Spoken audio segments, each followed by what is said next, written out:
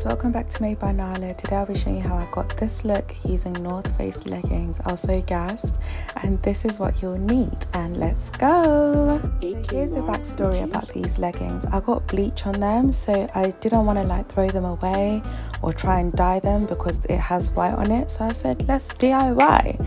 So using my razor, I detached the waistband from the actual full-length legging.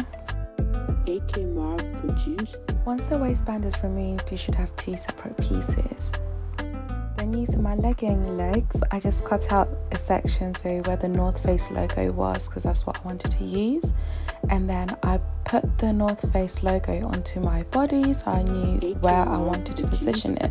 So unfortunately I wasn't able to capture how I made the bikini top, but I'll be making another video separately. So moving on to my sewing machine, I just sewed my bikini pattern together like a triangle method.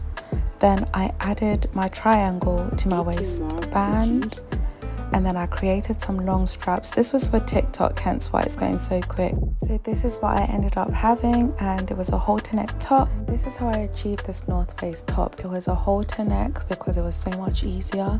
But having watched this back, I know I need to make a more detailed bikini style video so that you guys know how to get this. But thank you for watching, and see you next time. Yeah.